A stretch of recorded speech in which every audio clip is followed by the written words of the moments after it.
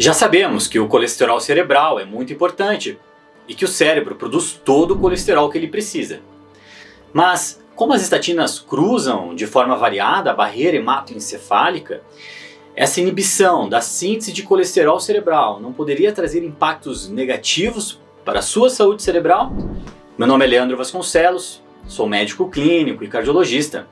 Trabalho com prevenção e saúde metabólica. E meu objetivo é te trazer informações relevantes para a sua saúde e longevidade.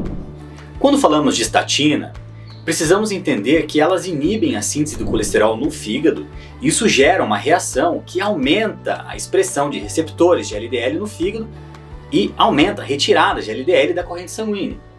Mas esse efeito não é exclusivo do fígado. Ele também acontece nos músculos, gerando alguns sintomas e possivelmente no cérebro. E esse efeito de inibição da síntese do colesterol no cérebro gera dúvidas em relação à sua segurança.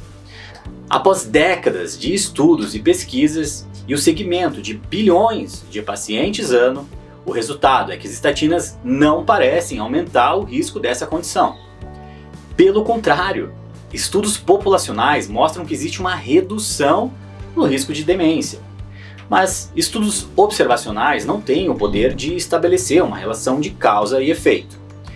Outro ponto a ser observado é que os estudos citados anteriormente dos inibidores da PCSK9, inclusive com adolescentes como Hauser e RCT, os pacientes estavam também em uso de estatina, em dose máxima tolerável. E apesar de reduzir a síntese do colesterol, seu principal mecanismo de ação é semelhante aos inibidores da PCSK9. Mas ao contrário deles, as estatinas têm a capacidade de atravessar a barreira hematoencefálica. Dito a preocupação pelo mecanismo das estatinas, por que os estudos mostram que, na verdade, as estatinas reduziriam o risco de demência, de Alzheimer?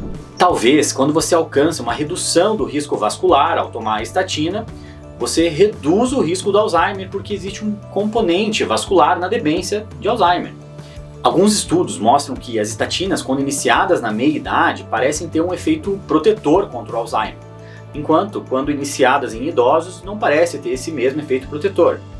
Lembre-se, a doença cardiovascular demora anos para acontecer e demora anos para aparecer também seus efeitos protetores. É possível ainda, uma vez que o colesterol é extremamente importante para o cérebro e para a cognição, e as estatinas têm a capacidade de reduzir a síntese de colesterol a nível cerebral, a um nível abaixo que poderia afetar o funcionamento cognitivo, pelo menos é uma questão justa de ser levantada. Existem duas vias metabólicas para a produção do colesterol no nosso corpo. A via de Candus-Russell, que acredita-se ser a via predominante, onde o lantosterol é a última molécula a ser produzida antes do colesterol no final dessa via. E a outra é a via de Bloch, que é pensada ser um caminho menos predominante, no qual o desmosterol é o último elemento a ser produzido antes do colesterol. E uma maneira de você medir a síntese de colesterol é medir a quantidade de lantosterol e desmosterol.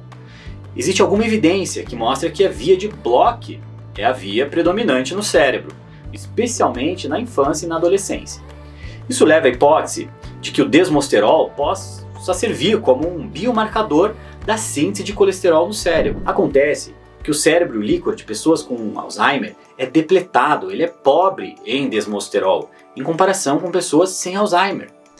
E os níveis plasmáticos de desmosterol têm uma boa correlação com o nível no líquor, e parece ser um bom substituto.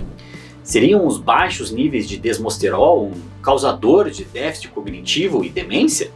Uma das causas de baixos níveis de desmosterol é o uso de estatinas. E algumas parecem cruzar melhor a barreira hematoencefálica do que outras, mas ainda faltam estudos mais definitivos nesse contexto. Do ponto de vista clínico, níveis reduzidos de desmosterol em pacientes em uso de estatinas podem sugerir que a síntese do colesterol esteja hipersuprimida e que a dose de estatina poderia ser repensada do ponto de vista individual, pensando em risco e benefício para aquele paciente. Apesar de não sabermos definitivamente se o uso de estatinas pode causar demência, e as evidências apontam um efeito protetor quanto a isso, uma abordagem personalizada parece ser necessária. Informações de estudos populacionais importam, assim como estudos clínicos, randomizados, duplo cego, mas o que importa ainda mais é aquele indivíduo na frente do médico no consultório.